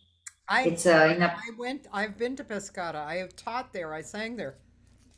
Oh my God, you're kidding me! Oh, because they have the Pescara Jazz, right? There. Well, this was many years ago, but I was traveling there with Jamie Finley, who, I don't know if you remember Jamie, the guitar player. He moved from here a while ago, but he taught at MI, and there were 2 twin brothers whose names are in the back of my mind here, but they created a school that was kind of a little spin-off of MI. Might have even been somehow connected, and so Jamie and I were in Italy and taught at the school. We had a few gigs. We ate absolutely incredibly. And actually, you might even know of this place. There was a place on top of a hill that used to be a nunnery that they had made into a restaurant. Oh my God, the food was... I heard about this place. I never went there, but I heard about this place. Did you have arrosticini? What is that? Arrosticini, like the ones that they make on the little stick, like, this meat that they make on the stick. I don't remember, but what I do remember was a course came out and we were like totally in heaven over the course. We didn't realize there were like 20 courses. So we were Welcome to Italy. Oh man. Yeah, so but Pescara and my friend, is it Giovanni Gattuso? Is that his name? I'm gonna have to look it up and tell you who it is, because he's still there. He's a great guitar player, and I haven't looked at their school situation, and his brother might still be running the school. I don't know if it's in Pescara. It might be somewhere else, but yeah, but Pescara, that's the one, city that I remember the name of because I spent time there. Wow, it's like very rare because people don't necessarily stop to Pescara like tourists and stuff. So that's great that you know Pescara. I think it's a very cute city, very calm, very peaceful, and my mother's house is like, we just walk to the beach, and then I have my family that actually I'll tell you something. Like when I was in LA, like the past 3-4 months, I wasn't drinking, working out 6 days 6 days per week. I was eating my diet. I lost like 10 pounds. I was so happy. I'm like, everybody's like, keep it up, okay? There's one little detail. I went to Pescara, my cousins, they're all so much fun that they invite me to all these parties and all these amazing clubs, like, dancing clubs, the clubs. So you go, and then it's like, and then they drink, and then even when they don't go to clubs, it's like my cousin, for instance, goes like to have, let's go, let's walk, let's have an aperitivo, let's have the spritz. Everybody's having this spritz or a beer. He likes the red beer. So we sit down in the square in Pescara, where actually Pescara has a very deep meaning for me because I received the Dean Martin Award in Pescara, which is an award that I really care about. Yeah. Dean Martin, I don't know if you know, but his family was originally from Abruzzo, from the region. Oh. And so they had this Dean Martin Award. And I received this award for promoting the value of diversity through my music, which is an award that I really care about. And then I sang with the Dean Martin Orchestra, beautiful orchestra that they had there in the main plaza in Pescara. So it was really, really beautiful. And actually I sang also my song, Corazon Immigrante, keeps coming back. Yeah. And I also sang Digan Lo Que Digan because at the time I thought that I would have released it earlier, but then I did not release it, and I'm going to release it now in September. But these two songs, that's what I sang that night. It was a magical night. And some people still remember that night. I went, and that's why we were sitting down in the restaurant. I don't know if my cousin will watch this, but, thank you for bringing me and making me break my diet and making me drink like a sailor. and I dance. And Pescara men is like, and they were like, I was in this club and there were men hitting on me like from the age of 23 to the age of 80. I'm like, I'm very confused. I was very confused. I'm like, I don't know what to think about this, like it was very funny. I had these like little telenovelas in the clubs, and then all like underneath drama, like because my cousin is very well known, he's a journalist there, and other cousins of mine, they have all these little local drama going on. So a guy, like I was in another club, a guy invited me to dance, and I was like, no. And then my cousin Stefania said like, oh, no, just go. And then I got up and finally go with the guy. And then the owner was this big man. It's like, he was treating me like a VIP, like red carpet, and, didn't charge us anything. I got all this champagne all night long, didn't charge us. And it was like so happy. It was so amazing. And it was like, and he was there and he was like, he came into the middle. I was like, no, you cannot dance with her. So I was like, because there was another drama going on with my other cousin. It's like, it's all like a family affair, but yeah, I had so much fun. And I'm going to go back to Pescara at the beginning of August to drink more like a sailor and live more crazy nights. Maybe you can meet my friend. Actually, his name is Gianfranco Continenza. So I'm going to send you a link to who he is and stuff. So I don't know, but you never know. I would love to meet him because next year I will have to sing at a very big event. So my uncle Lucio Spiezia was a very famous painter in Italy, and now I cannot even believe it. Like it's 25 years from his passing, and so his kids, my cousins, they want to organize this big event, and the region and the comune of Pescara, the administration of the city administration wants to organize this event to celebrate his memory and his work. So this big art exhibition, and I will be the artist who entertains that night. So it would be good to know local musicians, definitely. I know I met one recently, but it would be nice to meet more local musicians. Yeah, and he's a real sweetheart. My friend Joyce said her grandmother was from Abruzzo, and she actually would like to hear one of your, if we have it, originals. Can we hear something on YouTube or?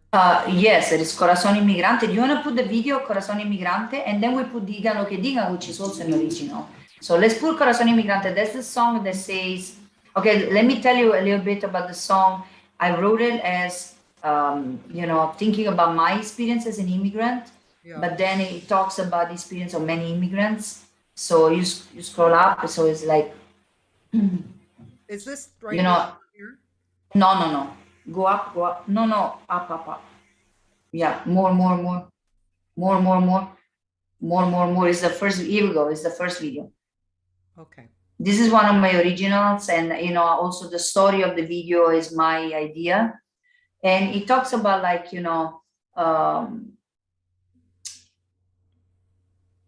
my life changed since the day that I left, and all the people that I left behind, and this courage to leave everybody behind, and this courage to start a new life, and living between the past and the present. You can never take for granted what we achieve, right? And then the fact that if I speak with an accent, I do not think with an accent, so don't undervalue me. That's pretty much the message, and how courageous it is to go to another country and start all over again. Yeah. Okay. If you want to watch the video, yeah, that's it.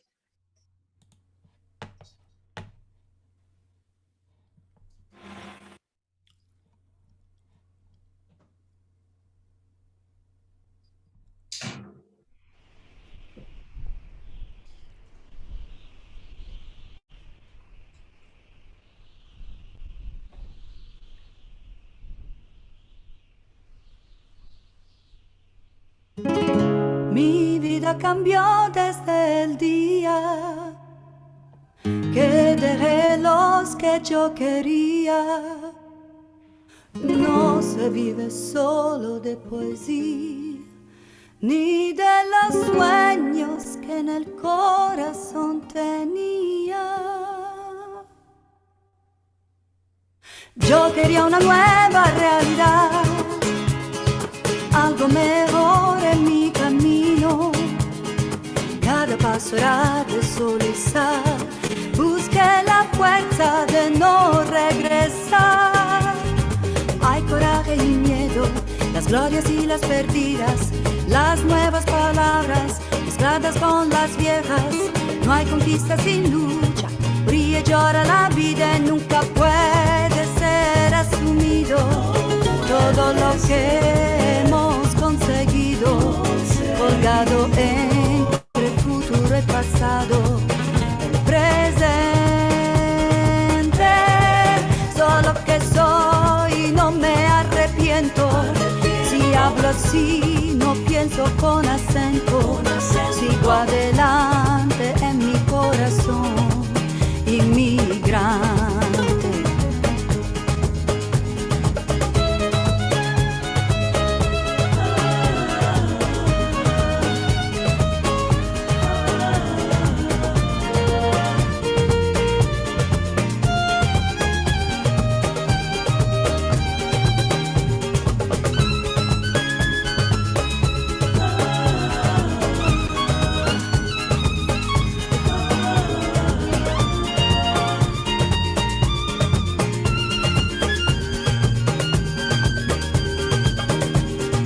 No hay coraje y miedo, las glorias y las perdidas, las nuevas palabras mezcladas con las viejas. No hay conquista sin lucha, ríe, llora la vida y nunca puede ser asumido todo lo que hemos conseguido, colgado entre futuro y pasado, presente, solo que soy, no me arrepiento, si hablo así, no pienso con acento, sigo adelante en mi corazón, inmigrante, y nunca puede ser asumido todo lo que hemos conseguido, colgado entre futuro y pasado, presente, solo que soy, no me arrepiento, si hablo así, no pienso con acento, sigo adelante en mi corazón, sigo adelante en mi corazón, sigo adelante en mi corazón, inmigrante.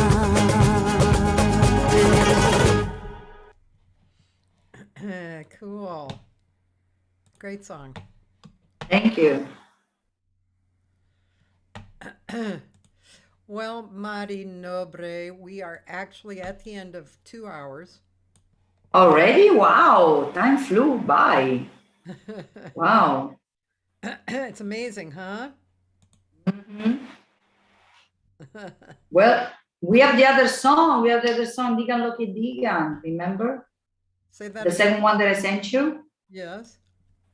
Already? That one is, wow, time We flew did by. that, right?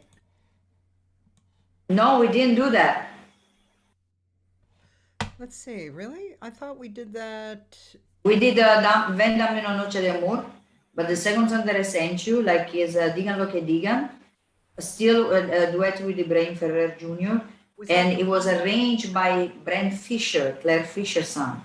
He did the strings arrangements. Did you get it when I sent it to you? You sent me the Von Damme and then an audio that I thought was the same one. No, the audio is Digan lo que digan. Ah, okay. Let's see about this one. Let's see. Do we have time? Sure. Is this it? And that's my song, yes. Okay, so this is the original. ¿Cómo se puede ignorar este silencio cuando grita tu nombre ahora y en cada momento? Porque le digo a mis ojos que saliste cuando miran tu cara con los ojos de las otras tú llegaste. Digan lo que digan, yo no quiero otros besos, solo los que no me diste, y lo mismo me dejaron el sabor de tus labios, impresos en los míos. ¿Cómo se puede escuchar la razón cuando es tan fuerte, sí, la voz de mi corazón? Sabes, tú me regalaste este pedazo de mi alma que yo nunca sabía que estaba faltando. No hay un día que pasa sin recuerdos. Digan lo que digan, yo no quiero otros besos, solo los que no me diste, y lo mismo me dejaron el sabor de tus labios, impresos en los míos. Digan lo que digan, yo no quiero otros besos, solo no me diste y lo mismo me dejaron el sabor de tus labios impresos en los míos.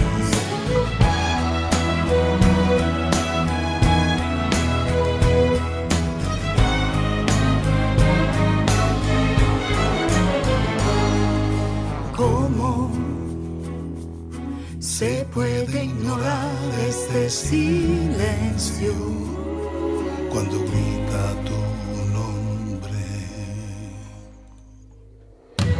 Digan lo que digan, yo no quiero otros besos, solo los que no me diste y lo mismo me dejaron el sabor de tus labios impresos en los míos. Digan lo que digan, yo no quiero otros besos, solo los que no me diste y lo mismo me dejaron el sabor de tus labios impresos en los míos. Digan lo que digan, no quiero otros besos, solo los que no me diste y lo mismo me dejaron.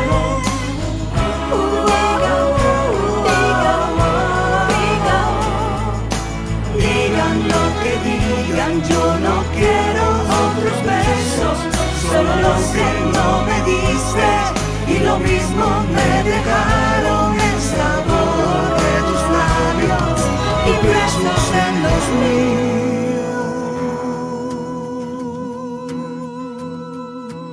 Nice.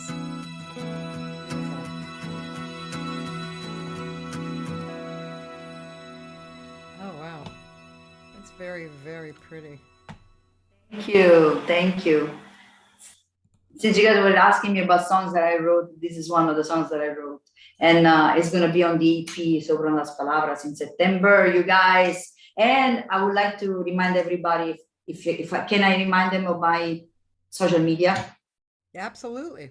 Okay, so Mari Nobre official for Instagram, Mari Nobre on Facebook. Of course, I have different pages. You can just pick one. And then I'm also on TikTok as Mari Nobre official. Yes, I do TikToks. Can you believe it? I do TikToks, Cathy. But That's all right. yeah, yeah. But in September we're gonna have all these, these two songs that we show you today, and more songs in this EP, Sobran las Palabras. And I hope that everybody will enjoy them and, take notes, and stream them and get them, it's like artists, we need you to keep going and to keep on creating. So Thank you very much. And one thing, I'm just going to sneak in who's on tomorrow. Tomorrow is a really good pianist and keyboardist who's had a long history with a lot of really great people, Sunny Paxson. And I forget where I met her. I think I might have met her at Bar Fedora, the place that I used to book. So she's really got a really good history. And then, Thursday through Sunday, I have my archives, and you can always see who's on my website. Next week, we're going to have Terry Seabrook, who's from England. He's a horn player, and he runs a lot of different events, and he runs a club. And Marilyn Gillespie, she was one of the founding members of Rare Silk. I don't know if you ever knew that group, Mari, a vocal group. This was at least 25 years ago, but Rare Silk, they were really a good. I was not born yet. Oh. Oh, I'm sorry. And then Sidney Jacobs, who's he had been a student of mine, but he was, when he showed up, he was already a singer. Gorgeous voice, and he's just come out with a whole new record, and there's a lot of PR about him these days. He's a really great singer, so that's next week too. So other than that, I'm so happy that you're doing great stuff. I'm happy you're in Italy and having a great time, and a good luck to your son for his tryouts. And hi, Leo. Bye, Leo. We'll have you on. And thank you so much, Cathy, for this opportunity. This interview was really fun. Yeah, it was great. I love you. I love you too. And if if you guys follow me on Insta or, like, as I said, Mari Nobre official, like, I'm going to post a lot of pictures of Italy and all these different cities that I'm visiting. Yeah. Tomorrow, now we're in Florence. Tomorrow we'll be in Siena. So tomorrow night we'll arrive to Siena, and then we'll go to the south, which is beautiful. A lot of beautiful cities in the south. Yeah. Have a great time. I'm jealous. Come over, come on, join us. I would like to. I would like to. I'd like to be there tomorrow. Here we go. I'm here. Look, it's like I have my little Peroni here, like some wine. We can make it happen, Cathy. Come on. Okay. All right, sweetheart. Thank you very much. Thank you. It was really fun. Ciao. Ciao, everybody.